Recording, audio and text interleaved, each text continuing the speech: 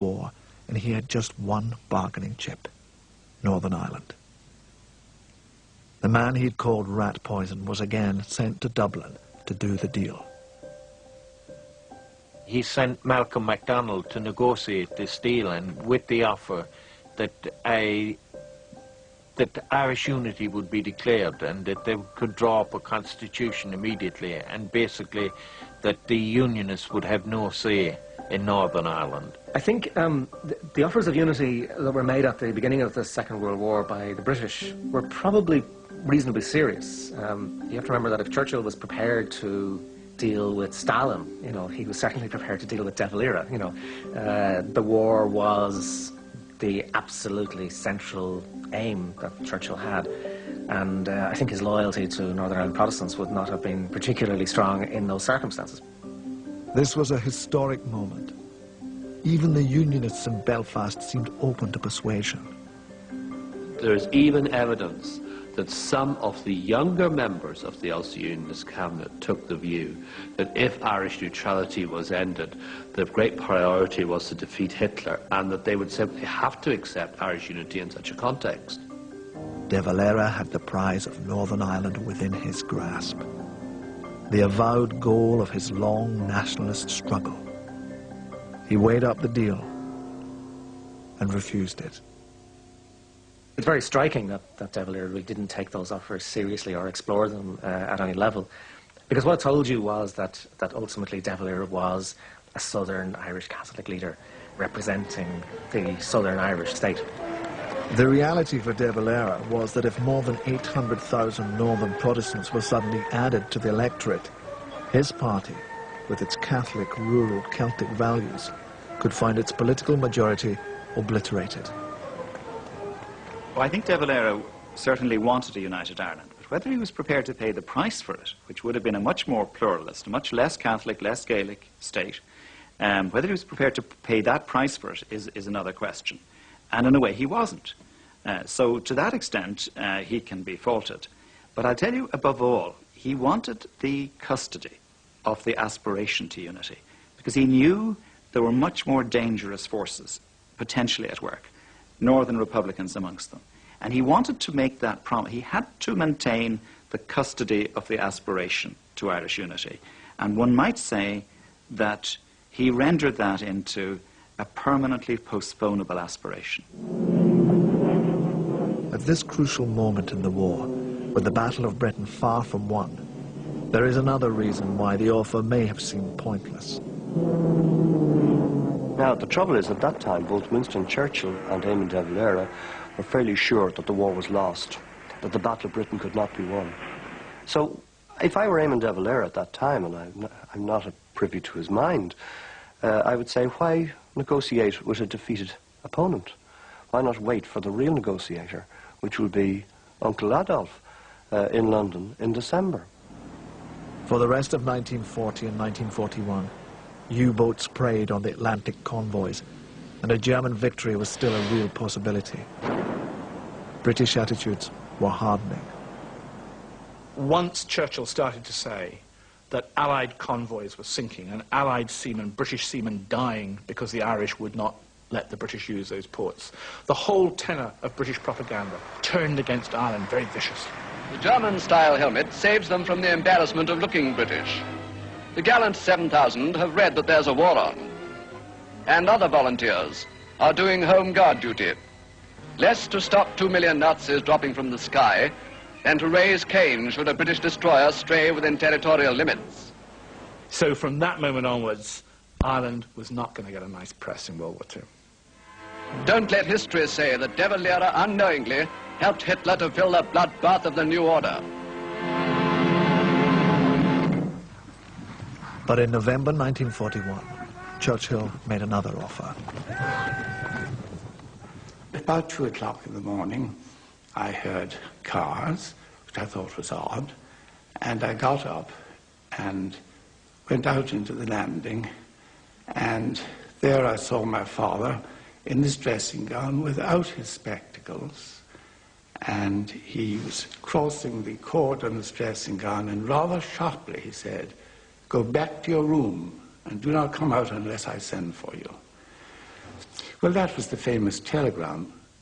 The cryptic telegram that had arrived from Churchill at the dead of night was short. It read, "Now is your chance, now or never, a nation once again." But this time Churchill wasn't making a serious offer of reunification. Earlier that day, the Americans had entered the war. A jubilant Churchill was taunting DeValera for staying on the fence. Now that the whole free world is in arms, the time has come to say to ERA, forget your trouble with England, at least till after the war. ERA, like the rest of us, will go under if the Nazis win. In fact, Irish neutrality continued to be substantially pro-Allied. The Irish discreetly handed over information to the British wherever possible. But a final disastrous gaffe was to tarnish Ireland's neutrality forever. In April 1945, Adolf Hitler committed suicide in his bunker beneath the shattered city of Berlin. DeValera heard the news and publicly went to express his sympathy to the Nazi representative in Dublin. I think DeValera went to pay his condolences on the death of Hitler because of his extraordinarily formalistic and legalistic mind. Exactly the same kind of stuff that had created all the trouble around the Civil War about the nature of the state and the nature of an oath and formulas of words. He was a man who was very wedded to forms, and I think that was the ultimately demented expression of it. It's the most stunning public relations disaster. Nobody could understand, I think, outside Ireland, almost precisely the moment when the scale of the horrors of the concentration camps were being revealed, that DeValera had to make this gesture in the German embassy. In the flush of victory, Winston Churchill vented his pent-up disdain. His Majesty's government never laid a violent hand upon them, though at times it would have been quite easy and quite natural. And we left the DeValera government to frolic with the Germans and later with the Japanese representatives to their heart's content. DeValera broadcast a reply. It was measured, thoughtful. Mr. Churchill is proud of Britain's stand alone after France had fallen and before America entered the war. Could he not find it in his heart the generosity to acknowledge that there is a small nation that stood alone, not for 1 year or 2, but for several hundred years against aggression? A small nation that could never be got to accept defeat and has never surrendered her soul. The public received it ecstatically. For within Ireland, DeValera was the hero who had saved the country from bombs and averted potential political unrest. But for outside observers, the speech was DeValera at his most exasperating. A man so bound up with a mythical, heroic struggle for Irish nationalism that outside issues, whether they be the evils of Nazism or the solutions to his search for unity, were to him abstract. And the gulf between Ireland, north and south, was wider than ever. The Second World War is in the first place, nothing can actually divide a country more than the simple fact that one part of it, the 6 countries in the northeast corner, are participating in this tremendous world war, and another part of it is neutral. It strengthens northern assumptions which are always there anyway about Irish nationalism, which is inward-looking. It's always cultivating its historical grievances. It's always complaining about something that was done wrong to nationalists in the past, but is somehow indifferent to the big moral questions of the day. I think there's no doubt that the closing of the doors on Ireland, when it tried to reach out to the outside world after the war, tried to join the United Nations, was intended to be a form of punishment. It was saying, in effect, all right, you want to be a small country, shut in, isolated from the great moral issues of the world, you can stay shut in your little country. When the war ended, DeValera was 62 and rapidly losing his eyesight.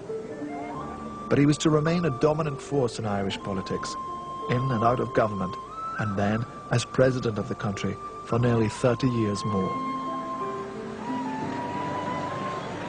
DeValera's real problem, it could be argued, was that he stayed on as Prime Minister, as Taoiseach, for too long. BBC Two, the private and political life of Eamon DeValera.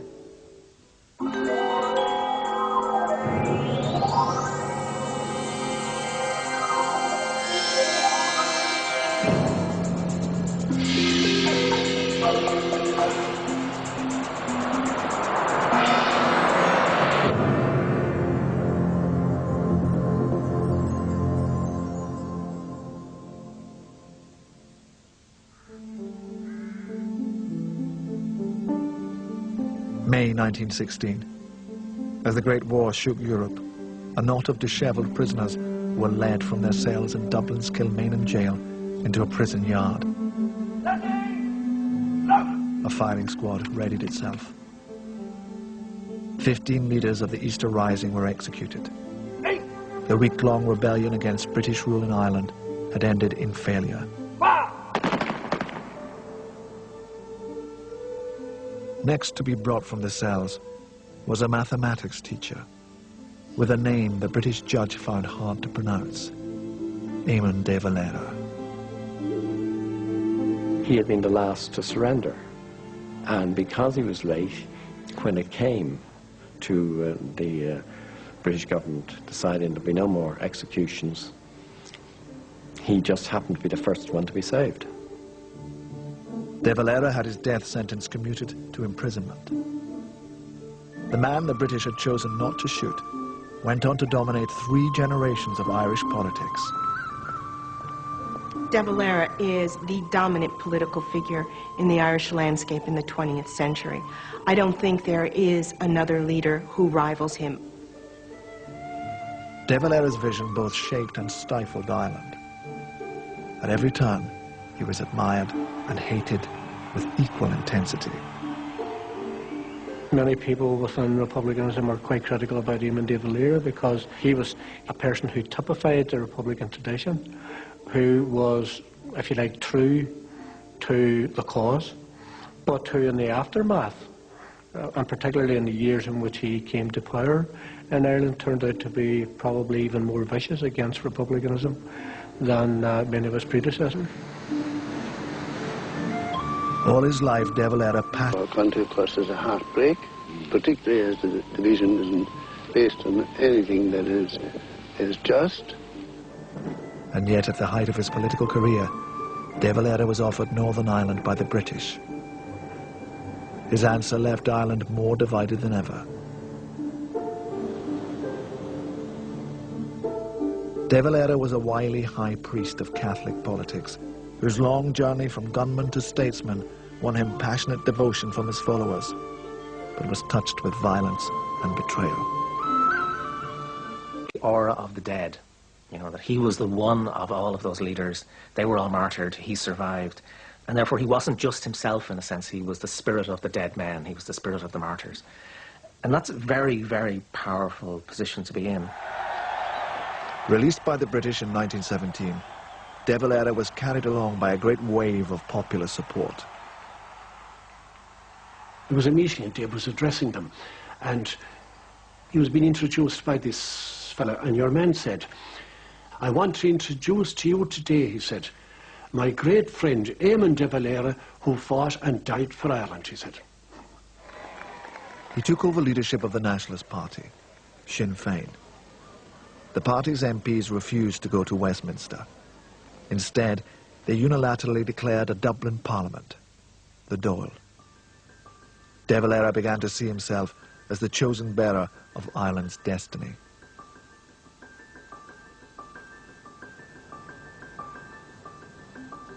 DeValera stoked his legend shrewdly. In 1918, there were reports that Sinn Féin were harbouring German spies, and he and other nationalist leaders were arrested by the British.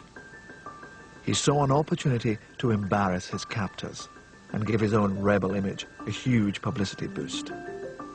He would escape from Lincoln Jail. DeValera always went to Mass in the prison chapel, and he noticed that the chaplain carried a set of keys. He had carefully saved some wax from the candles, and he put it into a cigarette tin and took the opportunity to get the impression of the key in the wax. They then sent out a cartoon of the dimensions of the key in a Christmas card, and a key was sent in a cake. On the night of the escape, DeValera had duplicate keys in his pocket, but things didn't go as planned. The escape, DeValera had duplicate keys in his pocket, but things didn't go as planned. As they headed for their rendezvous at the gate, one of the escapees suddenly found the sole of his shoe had come loose and flapped noisily down the silent corridors. But they were still undiscovered when they got to the prison gate. They had tried the key in a lock, and the shaft of the key snapped in the lock. But my grandfather took the other key, pushed it firmly into the lock, and the broken end of the key, which hadn't turned, shot out the other side. And he escaped. The escape was a high-profile publicity triumph. In the Irish popular imagination, DeValera was a leader, an action hero, and a dashing escapologist. He was also a wanted man, and took the opportunity to slip away to America. There he was greeted in a style befitting the self-proclaimed President of the Irish Republic. The trip kept him overseas for 18 months. While he was away, a new figure emerged to spearhead the battle against the British. The man who had masterminded DeValera's stunning escape had been a junior participant in the Easter Rising. He was a shadowy young man with swagger, organizational genius, and a taste for action. Michael Collins was the young, sexy, brilliant leader of the IRA. He was really the person who put together an actual military machine. DeValera was the bearer of the myth, if you like, and Collins was the practical organizer and strategist of the movement. And in the early days, that was a perfect combination. Michael Collins was still in his 20s when he mobilized the newly formed Irish Republican Army. He was known as the big fella, cycling around Dublin, organizing. He was a popular figure in the DeValera household, where he paid weekly visits, bringing news to Sinead of her husband in America. But the playful family friend was developing a viciously effective new strategy: modern, urban, guerrilla warfare. His hand-picked squad assassinated detectives, which in turn led to harsh reprisals by the British black and tans that only increased nationalist support. When DeValera left for America, That only increased nationalist support. When DeValera left for America, he was the leader of Sinn Féin and the IRA, and he was the leader of the whole revolutionary movement. And when he came back, Michael Collins was the leader of at least the military wing of the revolutionary struggle. And I think DeValera had difficulty dealing with that. At Christmas 1920, DeValera was smuggled back to Ireland, and one of Collins's associates went to greet him off the ship. Mr. DeValera said, "How are things going, Pat?" And Pat O'Connor replied, "Mick has everything in control. They haven't an idea where next they're going to be struck.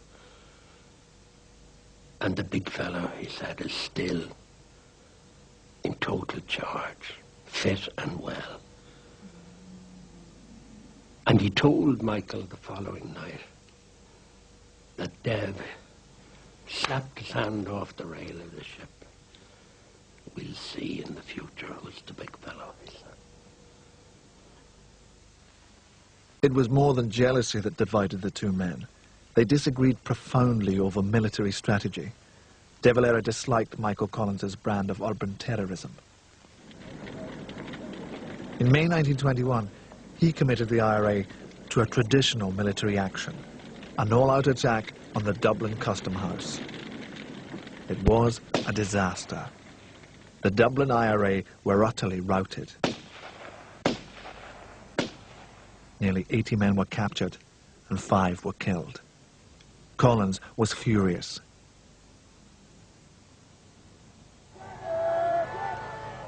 And yet the attack increased the pressure on the British government to end the messy conflict on Britain's western flank. In 1921, the Prime Minister Lloyd George agreed to call a truce.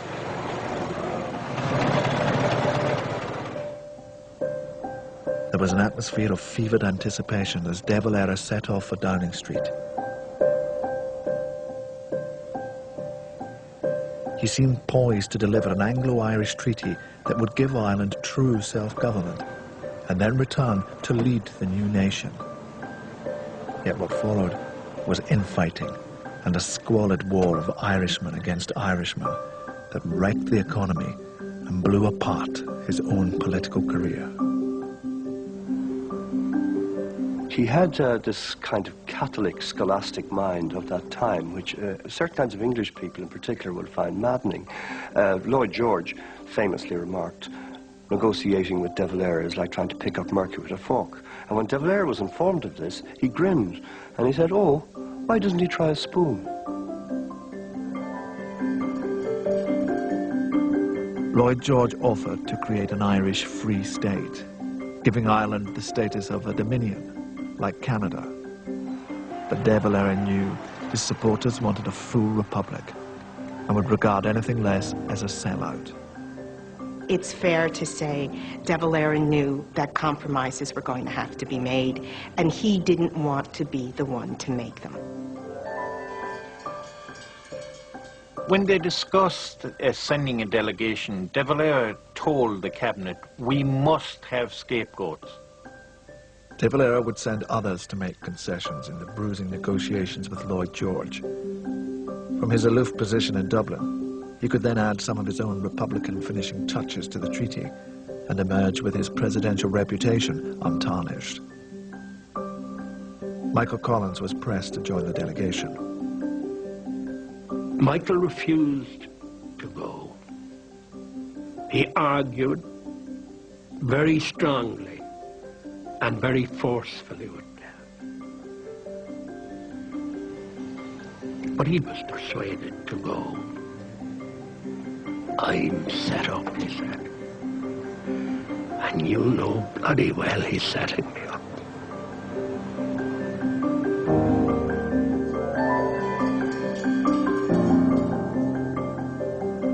But things did not turn out as expected. Collins and the delegates went ahead and signed the treaty. Ireland would stay in the Commonwealth, and the recently devised partition of Northern Ireland would be confirmed. And it was all concluded without reference back to DeValera. Collins, through the strange kind of circumstances of the treaty, had become the first person in Irish history ever to be able to come back and say, "We've got a state." And I think DeValera, in his own mind, had always figured himself out to be that person. The gap between the two men widened. The difference focused not on Irish partition, but on the oath of allegiance to the British Crown that the Free State Parliament would have to swear. That little sentimental thing, DeValera called it. But the fight over it split the IRA into two factions and ushered in civil war. Dublin's Four Courts building was occupied by hardliners who would never accept an oath of allegiance to the British king, and DeValera was their figurehead. They were pounded with shells, this time not by the British, but by Michael Collins and the forces of the newly won Free State. The war of brother against brother had begun. The Irish Civil War was more brutal and destructive than the last 3 years of conflict with the British had ever been. Hundreds died in the villages and country lanes. This time, DeValera was on the losing side.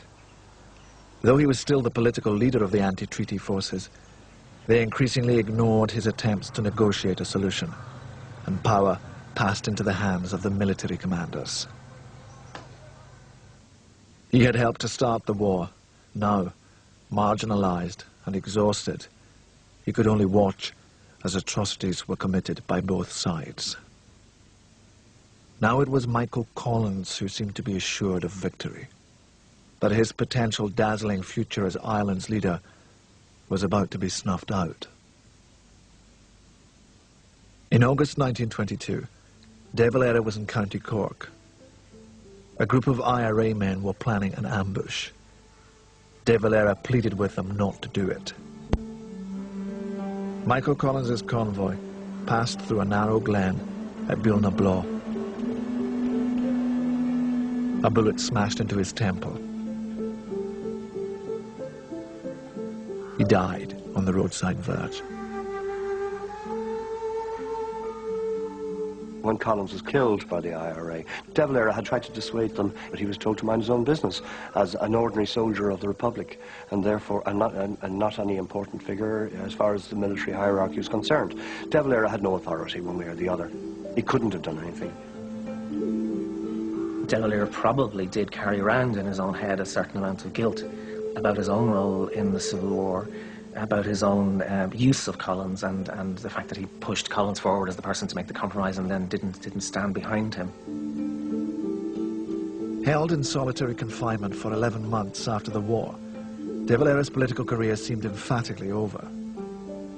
But he sensed a political vacuum in war-ravaged Ireland and planned to win back the disillusioned public with a brand new political party that he would control.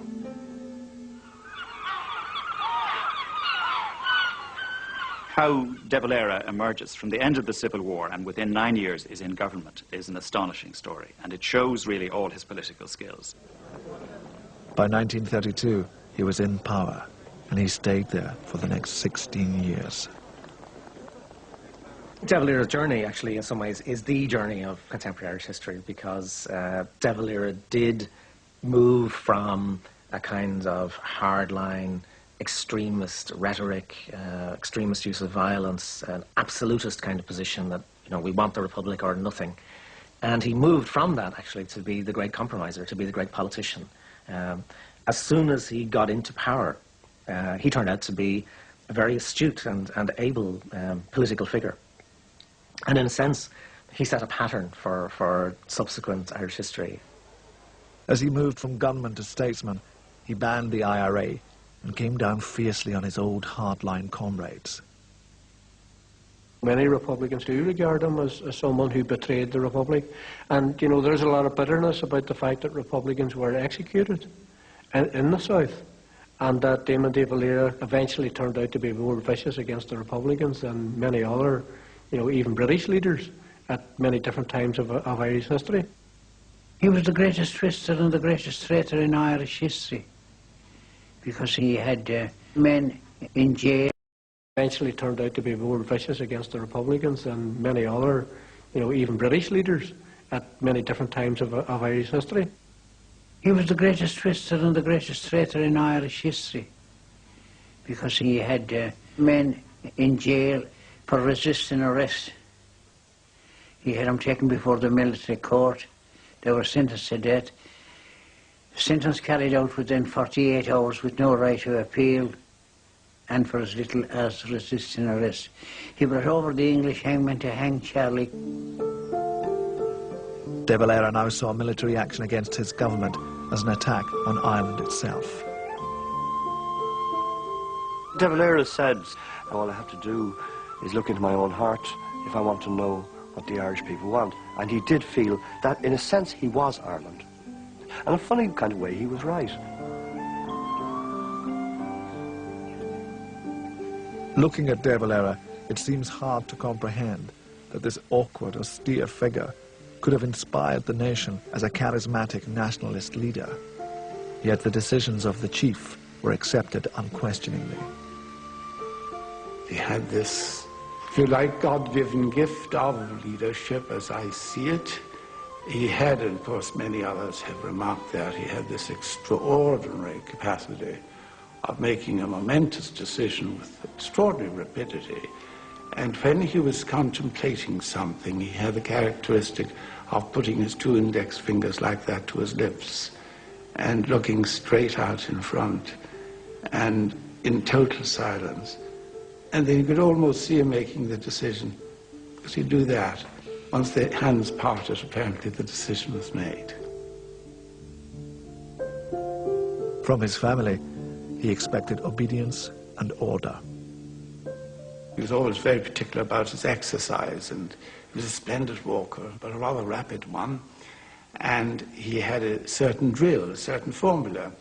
Myself and my brother Rory led, and then in order of seniority, we went in files of 2, and he brought up the rear with my mother.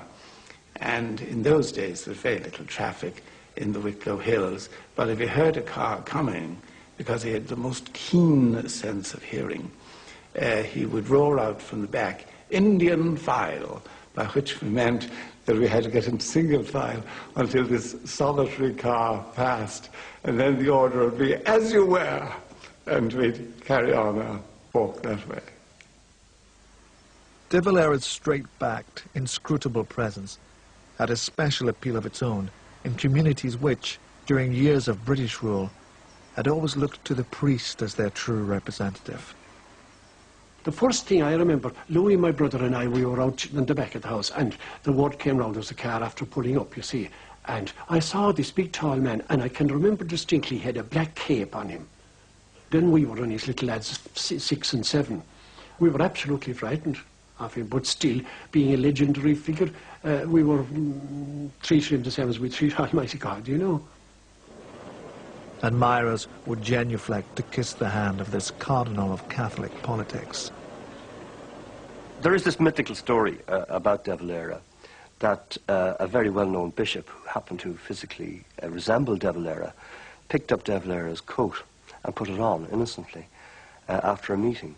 And when he got home to his diocese, he discovered that in the pocket was a copy of Niccolo Machiavelli's The Prince. And he was so horrified at having this devilish book in his pocket that he never spoke to De Valera again. A living argument, rather than a living man, was the poet W.B. Yeats's verdict on De Valera. A letter he wrote to his son Vivian during the negotiations with the British starts chattily, but continues with 5 dense-packed pages of mathematical equations, a sort of secret family language. I think probably De Valera, as a man, dealt with people through forms, through abstract forms, and he defined people by how they fitted in with certain kind of diagrams that he had in his head. He used to draw diagrams to illustrate the difference between his version of the Irish Republic and Collins's version of the Irish Republic, and you know, he'd have these kind of parabolas and triangles and geometric shapes. He does seem to have been somebody who actually thought in terms of geometry, which he then tried to apply to reality. De Valera crafted his policies in line with his traditional views, and with a shrewd eye for the rural conservative population that was the backbone of his support. He made the Gaelic language the country's official tongue.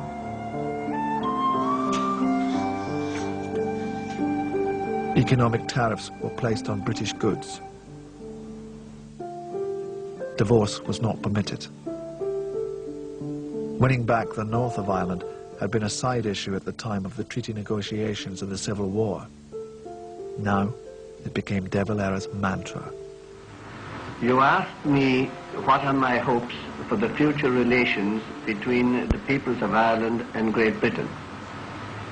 I have always said that I desired to establish friendly relations between the two peoples. That is still my desire and hope. But the historic Irish nation has been artificially divided. As war threatened in Europe, De Valera was at last offered the chance to make reunification a reality. Meanwhile, in peace, the Germans enter Sudetenland. The barrier is raised and the cars drive in. Neville Chamberlain was now the occupant of number 10 Downing Street, someone De Valera could do business with. De Valera was a firm supporter of Chamberlain's policy of appeasement. Many people, of course, in Europe were, many people in Britain. But Dev was a real enthusiast. He saw some parallels. He saw Tyrone and Fermanagh, certainly, in South Armagh, and the immediate, predominantly nationalist areas just north of the border. He often called them his Sudetenland. In other words, that if there had to be a border, it was in the wrong place. Chamberlain understood him. and they really got on terribly well together. Along the ragged south and west coast of Ireland were 3 ports still manned by the British Navy. In 1938, in a grand gesture, Chamberlain had handed these treaty ports over to his friend in Dublin in return for a vague promise of good relations with the Irish. Churchill, of course, backbencher, raged against this change, and in fact described the main negotiator, Malcolm MacDonald, on the British side, as rat poison because of his role in getting the treaty ports back into De Valera's hands. With the British troops gone, Ireland's ports were no longer potential German targets. The way was open for De Valera to declare Ireland neutral in World War II. It was a policy that prevented Ireland's old nationalist political splits from ripping open again. But Winston Churchill, now Britain's Prime Minister, was incensed. He thought De Valera had outmaneuvered Chamberlain and was now putting the whole war effort at risk. Churchill had a very Anglo-centric view of things. He, for instance, said, "Éire is at war, but skulking." He did not believe in Irish neutrality, didn't believe it was De Valera's call. He thought it was his call. The British felt that, in accordance with the old maxim that England's difficulty is Ireland's opportunity, many Irish were discreetly giving support to the Germans. And in some places, they were. To be 1940 or 1941, when I accompanied, as a very young boy, a man who worked for us, for our family, to a little harbour about 7 miles from Dingle. And I recall bringing provisions, and we transferred those to waiting personnel from what I immediately gathered to be a U-boat, and they were speaking German. They transferred it quite quickly, efficiently, and they were on their way. There was no such thing as sitting down having cigarettes or anything like that. I felt great. I felt that I was part of a global story for those few minutes. In the summer of 1940, with the nations of Europe falling to the Germans, Churchill knew that the Irish ports were vital if the Navy was to protect Atlantic convoys from Hitler's U-boat attacks. He needed the Irish in the war, and he had just one bargaining chip: Northern Ireland. The man he'd called rat poison was again sent to Dublin to do the deal.